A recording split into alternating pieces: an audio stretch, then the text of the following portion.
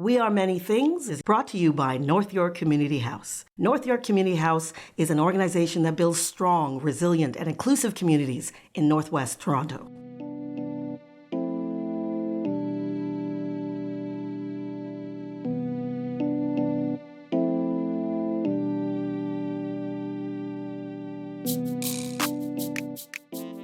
Hello, my name is Sharon, and I am the host of the podcast, We Are Many Things. And this series is premised on the idea that communities are not monoliths, that they are an amalgam of shared and varied histories, traditions, languages, experiences, and so much more. But the labels that are used to describe them rarely capture their greatness. So this podcast aims to create a space where members of various communities can explore their shared and varied experiences and what makes their community wonderfully unique. So this season, we'll be showcasing the richness and the diversity that can be found within the Black community.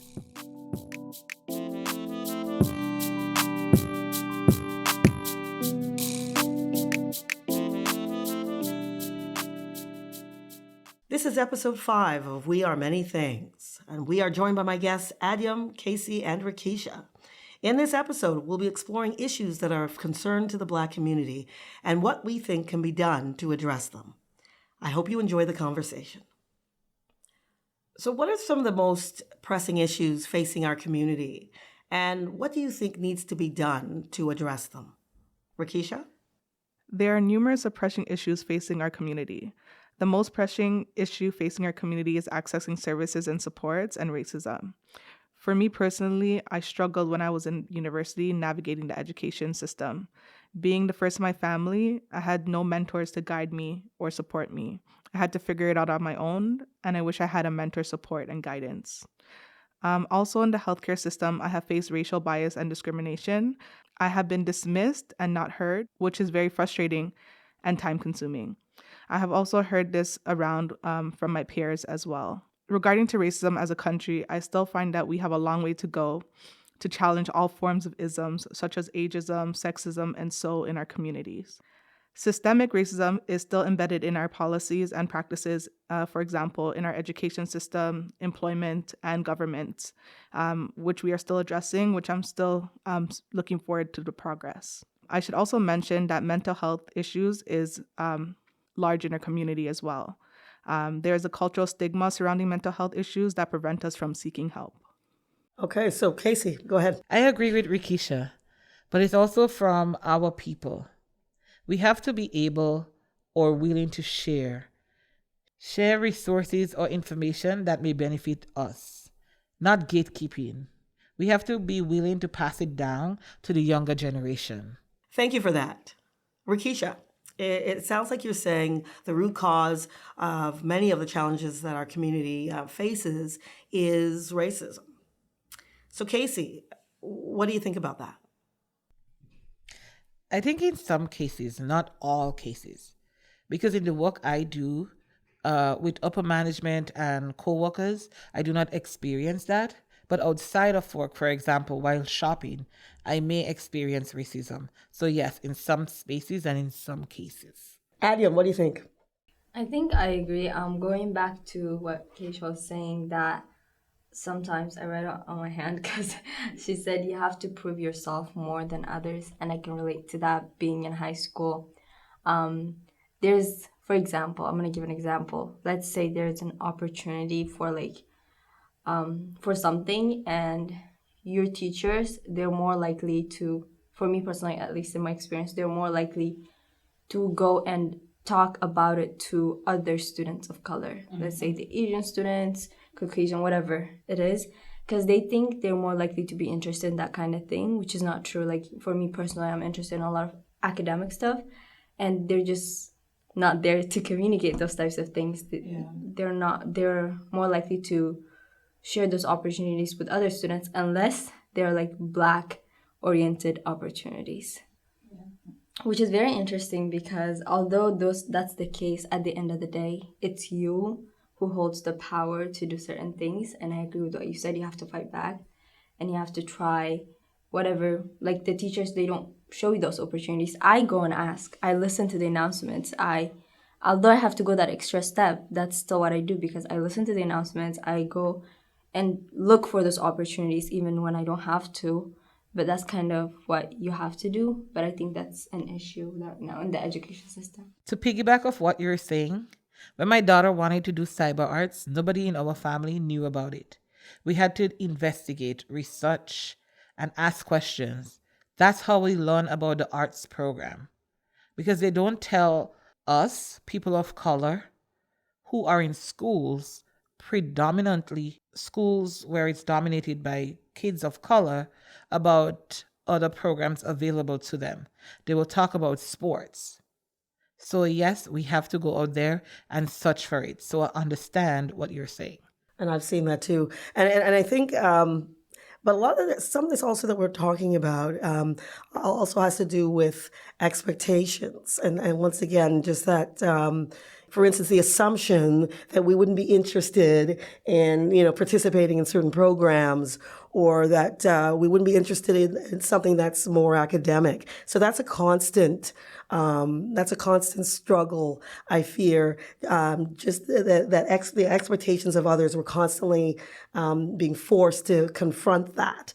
And once again, it goes back to that idea again that, thankfully, we know that we have a choice, that's within our power to say, hey, you know what, whatever your expectations are, whatever your notions are, I'm not going to ascribe to that this is what I think would be good for me, and I'm going to pursue it. But that lowered expectation thing is a real challenge.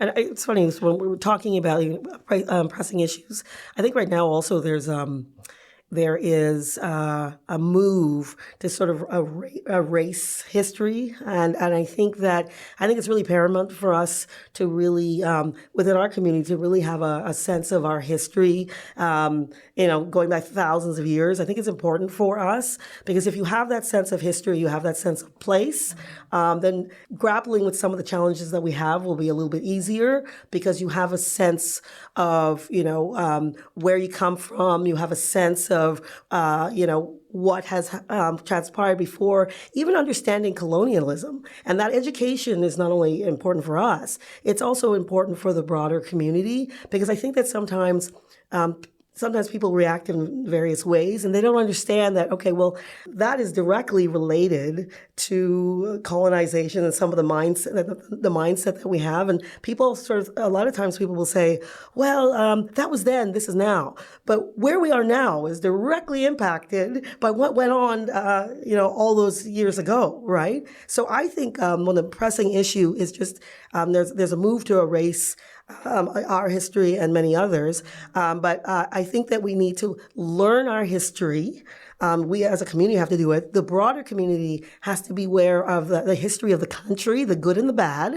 And then I think that if we are aware of it, if we acknowledge it and we own it, then we can actually make some profound changes. For me, and when you talk about, racism and some of these things that lowered expectations, I think that's directly related to this lack of understanding of our history and how we got from where we were to where we currently are today. Any other thoughts? I feel like everyone has this unconscious bias. Like, it's not that people want to be racist. I think it's just their unconscious bias where we all have to work every single day to kind of fight it and to challenge it. But it's like, it makes you think that a certain group is better. It's unconscious that you don't really know it, but you act a certain way when you're around certain people, and the opportunities that you give out is different, I think, among teachers especially. But I also think that we're living in a Eurocentric environment. I mean, that's just because if you look at our history, right? And so that influences many things, right? And if we know that collectively, that this is the type of environment we live in, we're evolving as a society. And if we have that sort of understanding of how things, the environment that we're living in and how things work, I think we can address these issues, but sometimes I feel like we're getting back to the idea that that we don't know how to have these conversations, and we'll get into that later on. We'll talk a little bit more about that.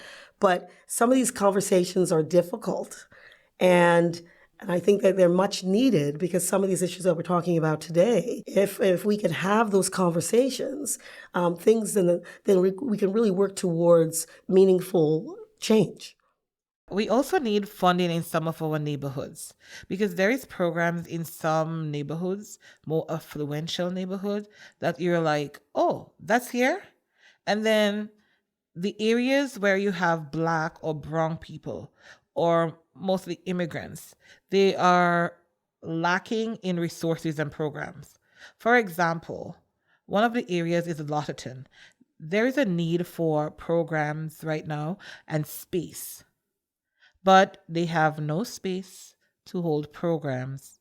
The community there is aging and they need space to hold programs, whether it's for exercise or social gathering. So I think funding in some spaces is also very important. Well, thank you. That's a good point.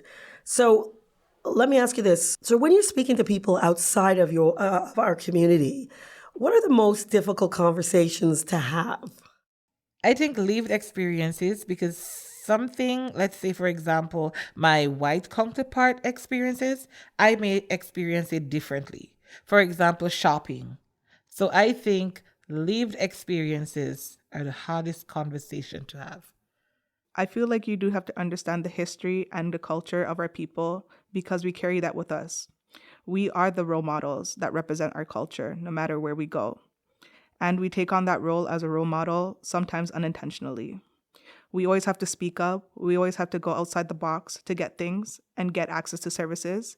And I feel like those are the conversations that are hard to talk about with other people outside of our community.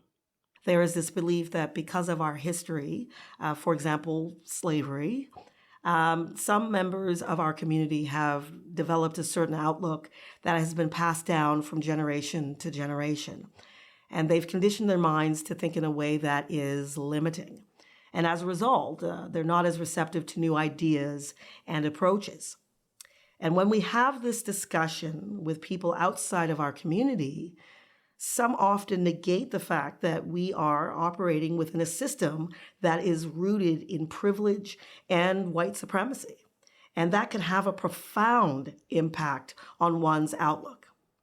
And this can be a difficult conversation to have when you point that out. So, what are your thoughts on all of this? I agree, but to a certain extent, our history does play a part of impacting who we are. As a community, we are moving forward, like creating safe spaces for us. We have allies to support us as well as our community. But I definitely agree that we have to get past the history, but the history is always going to be there, and that's what makes us who we are. We can continue to process our history and acknowledge it, own it, and process it, while at the same time we can also move beyond the history and start, laying a new path for ourselves. So I feel like one doesn't just if we consider one, it doesn't mean that we have to ignore the other. I think we're able to do both and not get too mired in either.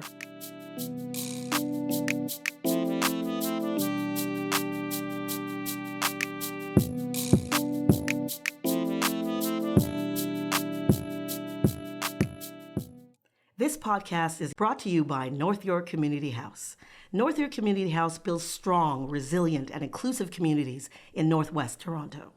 We help children, youth, parents, and seniors become active, engaged citizens who lead positive change in their neighborhoods. Find us at nych.ca. See you next time.